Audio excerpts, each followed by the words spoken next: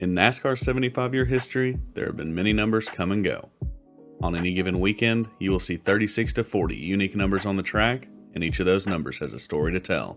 Hi, I'm your host Matt, and this is NASCAR Number History presented by Dogleg Media. In this series, we look to tell the stories of each of those numbers. Who won with the number first, who found victory lane the most, and every other driver to grab a trophy in the number. We go in numerical order, and today we explore numbers 75 through 79. If you missed numbers 1 through 74, the number history playlist will be linked below. But with that out of the way, let's dive into some more NASCAR number history. And we start this one off with the number 75. In NASCAR's 75th anniversary. This one's pretty cool. Let's dive in. The number 75 has 6 total wins, with 3 different drivers. It's competed in 828 total races with a 0.7 win percentage. The first to drive the 75 would be a 2-time champion and Hall of Famer, Tim Flock. He would make the number's first start in 1950 at North Wilkesboro. And the first driver to take the 75 to victory lane would be a familiar name to the series, Jim Paschal. He would take Frank Hayworth's 75 Mercury to victory lane in 1956 at the Oklahoma City Fairgrounds. Paschal would also get his best Cup Series points finish in the number that season, finishing 5th. And then we move on to other winners. And the only other winner before our winningest driver would be Hall of Famer Fireball Roberts. Fireball would pilot Smokey Yunick's Pontiac to a victory at Hanford in 1961. This would be his first of 3 starts in the number, getting a great start in the 75. And then on to our winningest driver. Our winningest driver is someone who is in the Hall of Fame ballot. It's Neil Bonnet. Bonnet would win 4 times in the Raymock Enterprises 75. His first pair of wins would come in 1983, including winning that season's World 600. His last pair of wins would come in 1988, with the number's last win being Bonnet's last career win, coming at Rockingham that season. Bonnet was named to NASCAR's 50 Greatest Drivers list, and could potentially be a Hall of Famer as well. And then we move on to honorable mentions. Regera, Pendragon, Jace, Melenstein, and Dice suggested Kyle Busch's All-Star scheme where he would run the 75 to celebrate the 75th anniversary of M&M's. I always love All-Star schemes that change the number to create some sort of significance for the sponsor or the scheme, kinda like we saw with Kevin Harvick this year. Ree and Tech suggested Wally Dallenbach, who would pilot the Galaxy Motorsports 75 in the 2000 season. He would run some pretty cool Cartoon Network schemes, like this Powerpuff Girls scheme. And then Kaz and Colton mentioned Morgan Shepherd. He would pilot the 75 Remington machine for Butch Mock Motorsports. Thanks for the mention, guys. And then on to the current driver. I promise we won't have tombstones for every number today. Just this one, and like a few others. Not too bad, right? The last to drive the 75 was an honorable mention from NASCAR kid, Brendan Gaughan. He would make 4 starts in the number in 2017. With the last start for the number coming at Talladega that season. The last full-time driver of the number was also an honorable mention, Wally Dallenbach in 2000. This is a cool number, and I definitely think it should come back soon. And then we move on to the 76. And we have our first of 2 winless numbers for this episode. It's crazy that we didn't have a single winless number until the 30s, and now we see them every episode quite frequently. The 76 has competed in 321 total races with 12 top 5s. It has 1 pole position and 3 lead lap finishes. The first time we would see the 76 would be in 1951 at Charlotte. Lloyd Dennis would be the driver. He would crash out and finish 32nd after just 39 laps. He only made 1 career start, so no surprise here, we don't have any pictures. And instead of cool names, I want to highlight the driver with the best finish and pole winner for this one. This was a suggestion from Kyle. Thank you so much for the suggestion. The best finish for the number would be 2nd. And it happened twice with 2 different drivers. Johnny Beauchamp would get the first 2nd place finish for the number in 1959 at Martinsville. And that same season, Larry Frank would finish 2nd at Nashville. The only pole for the number would be earned by Danny Weinberg at Ascot Park in 1961. And then on to honorable mentions. We didn't have too many mentions for the 76, and that's kinda not surprising. The Hunter from Discord suggested Ron Hornaday Jr. The Truck Series ace would make select starts in the Spears Motorsports 76 in 1993 and 1994. And then Brace suggested Larry Frank. Frank is a 1-time winner, although not in the 76. We mentioned him earlier as one of the drivers that got the number's best finish, with his 2nd place finish at Nashville in 1959. And then on to the current driver. The Tombstone t-shirts are in full swing. It's happening, so be ready. This number hasn't seen the track in a long time. Ironically, the last time it was ran was 2 days before I was born, with Ron Hornaday piloting it at Phoenix in 1994. Ben Arnold would be the last full-time driver of the ride, way back in the 1972 season. When will we see this number back on the track? I would like to see it run at least once in my lifetime. And then we move on to the 77, and this is the first number since the Rick Ware numbers in the 50s to have a current driver. The 77 has 2 total wins with 2 different drivers. It's competed in 1,038 races and counting, and it has a 0.2 win percentage. The first to drive the 77 would be Ken Schroeder in NASCAR's inaugural season at Langhorne. Not to be confused with Ken Schrader. Ken Schroeder would only make this one start, which means no pictures here either. And the first to win in the 77 would be Joe Lee Johnson. He would get his and the number's first win in 1959 at Nashville. Johnson would also be a convertible series champion in 1959, driving the 77 there as well. He would make 19 total starts in the 77 between 1959 and 1960. And then we move on to the last to win. And the last to win in the 77 was fairly recently, with Justin Haley winning in a major upset at Daytona in 2019. Haley would snap a 60-year winless drought for the number with his win in a rain-shortened Coke Zero 400 in 2019. This is still his and Spire's only win to date. And while Haley was with Colleague, I definitely thought that he could grab another win. But now that he went to Rick Ware Racing, I don't know if I'm super confident about that anymore. And then on to honorable mentions. And we have a surprising amount of honorable mentions for the 77, so let's dive in. Suarez fan would suggest Robert Presley's Jasper Motorsports 77, and I'm so glad they did, because this one has a personal connection to it for me.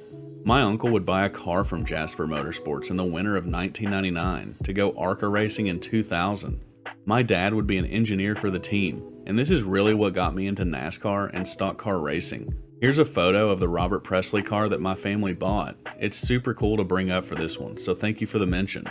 Dice, Ace, Ryan, Titan, and Young Money all suggested Eric Jones. He would win the Rookie of the Year award in the number for Furniture Row Racing, and his 5-hour energy scheme was pretty nice as well. Stephanie, Colton, and ironically Intimidator from Discord mentioned a legend here, Dale Earnhardt. The Intimidator would make one start in the 77 for Johnny Ray in 1976 at Atlanta. It was a good looking car too, so thanks again for this mention. Kristen and Jafer from Discord suggested Ross Chastain for his 2020 scheme in the Spire 77. It's a great scheme, and it was the beginnings of the 2022 runner-up's career. 1 Mile really likes the 77 as seen here by his suggestions, and they suggested 3, but to make our Canadian friends happy, I'm going to go with Stuart Friesen's Bristol Dirt start in the number. And finally, Roblox Kid and Kale mentioned Sam Hornish Jr. Hornish is a decorated IndyCar driver who would try his hand at NASCAR. His 77 scheme was pretty nice too. Thanks for all the mentions, guys. And then on to the current driver. Ty Dillon is the current full-time driver of the 77. He came over from Legacy Motor Club, with his first season in the 77 being 2023. His stats for his first season in the 77 don't look great, with his average finish being 28.4 with no top 10s on the season, currently 32nd in points. And when you compare that to his teammate Corey LaJoie, who has a top 5 and a top 10 on the season with a 20.3 average finish sitting in 24th in the standings, it's clear to see that he is struggling. Will Dillon be at Spire after 2023? It's certainly up in the air for right now. We're on to the penultimate number of the 70s, and this one has seen a championship in the last 10 years. Let's jump in. The 77 has 22 total wins with 4 different drivers. It's competed in 767 races and counting and has a 2.9 win percentage. The first time the sport saw the 78 would be in 1950 at Dayton. Bob Moore would finish 26th out of 28 cars in the number's first race. And then as for the first to win, well, we finally hit a winner with a name that is genuinely probably the best name to ever win a cup race. The first to win in the 78 would be none other than one Dick Passwater. Passwater would only make 20 NASCAR starts, and the number's first win would be Dick's only win in his career, with a victory in 1953 at Charlotte. And then we move on to other winners. And we have a couple of other winners before we get to our winningest driver, and I bet we all know who that is. So let's highlight the other winners for the 78 first. First up is Jim Paschal. A familiar name to the series, I think we've mentioned him just about as much as we've mentioned Bobby Allison at this point. Pascal would win 3 times in the 78, all coming in 1955, driving for Ernest Woods. And we aren't done mentioning Pascal either. He will show up later in this episode as well. And then there's Regan Smith. Smith would get his second win in the 78 for Furniture Row Racing at the 2011 Southern 500. And yes, I know on paper he only has 1 win, but Talladega 2008 happened and he was robbed, and nobody can tell me otherwise. This would be the team's first win as an organization, paving the way for the success that would soon come with our winningest driver for the number. I like Regan Smith a lot. He was an extremely underrated driver, and now he does a great job on TV for Fox as well. And then on to the most wins. Our winningest driver is also the last to take the 78 to victory lane. It would be the driver to get the number's only championship as well, Martin Truex Jr. Truex would begin racing in the Furniture Row 78 in 2014, and from then until the end of 2018, he would score 17 wins in the number. His first win with the number would come in 2015 at Pocono, and the last win for the number would come in 2018 at my home track of Kentucky. Truex would have a breakout season in 2017, winning 8 races en route to the championship. This was a massive moment, as a small team like Furniture Row winning the title rarely happens.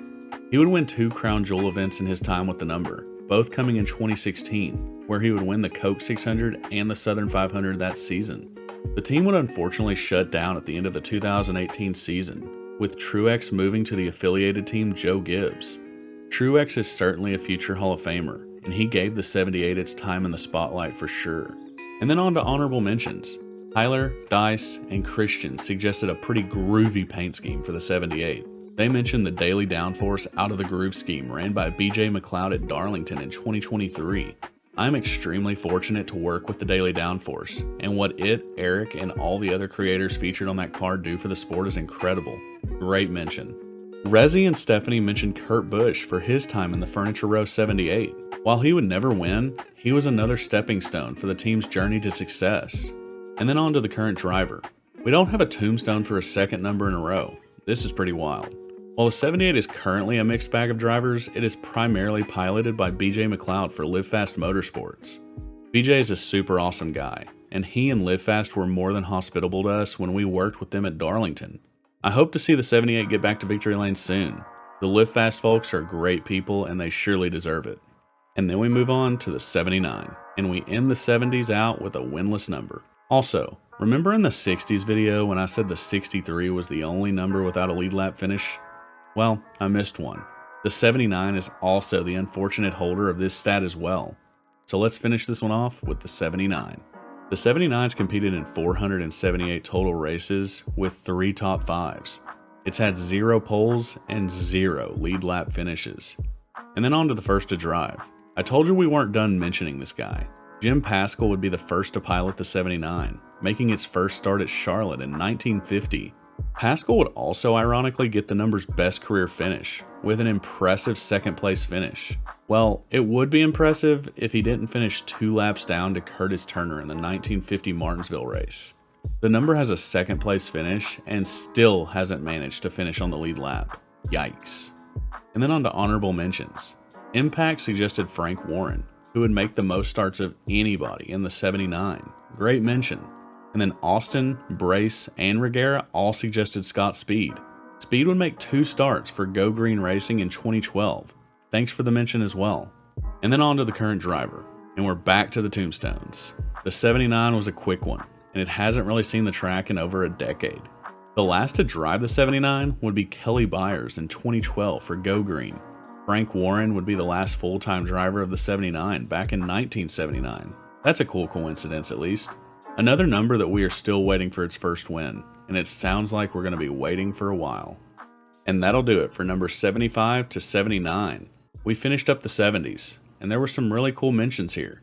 As always, I'm prone to forgetting drivers. Let me know which drivers of any of these numbers I may have missed for this one. If you haven't seen numbers 1 through 74, the number history playlist will be linked below. Be sure to check them out. And we will be back next week tackling every number in the 80s. Another 10 number video, and there's a fan favorite number among them. This should be fun. If you like the video, consider giving it a thumbs up and subscribing. It helps a ton and I certainly appreciate it. And did you know that 73% of my viewers aren't subscribed, but they are returning viewers? If you haven't subscribed yet, what are you waiting for? Be sure to check out the community tab of the channel as well. We do cool little giveaways like autographed merchandise and diecast, as well as updates and polls for the channel. You definitely don't want to miss it. And we also have a Discord server. Find the invite in the About section of the channel or down in the description below, and come join us over there for even more fun. We also started the NASCAR track history series. Be sure to go to the channel and check that one out as well if you haven't seen it already. But that'll do it for us here at Dogleg Media. I'm Matt, your host, and you've been watching NASCAR Number History. I'll see you next time.